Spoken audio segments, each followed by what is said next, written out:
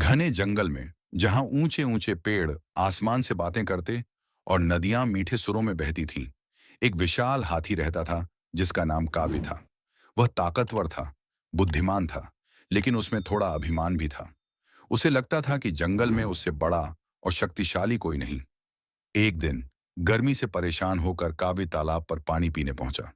जैसे ही उसने अपनी सूंड पानी में डाली, उसे एक छोटा मेंढक दिखा जो एक कमल के पत्ते पर बैठा था।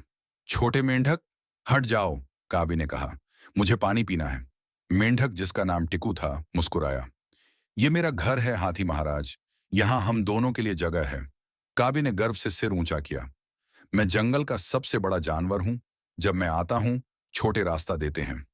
टिकू ने शांत भाव से कहा, अगर मैं साबित कर दूं कि ताकत केवल आकार में नहीं होती, तो क्या तुम छोटे जीवों का भी सम्मान करोगे? काव्य को हंसी आ गई, लेकिन उसने चुनौती मान ली। टिकू काव्य को जंगल के बीच एक गहरी खाई के पास ले गया। वहां एक पुराना कमजोर पुल लटका हुआ था। नीचे तेज नदी बह रही थी। यह पुल पार करो, टिकू ने कहा। काव्य ने पुल की ओर देखा और हंसते हुए बोला, यह मेरा भार नहीं सह पाएगा।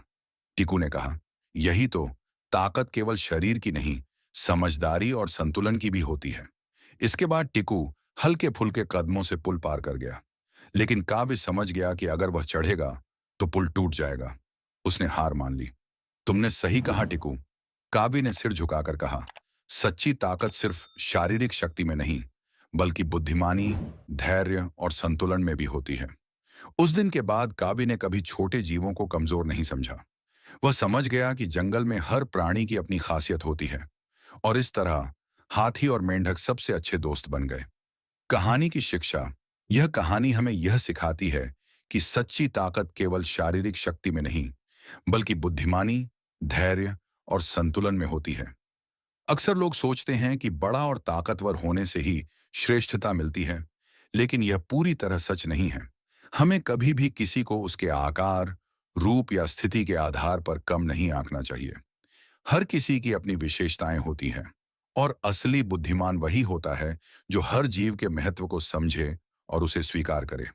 अतः हमें इस कहानी से यह शिक्षा मिलती है कि हर किसी का सम्मान करें, अपने अहंकार को त्यागें और यह समझें कि सच्ची ताकत केवल शक्ति में नहीं, बल्कि ज्ञान और विनम्रता में होती है।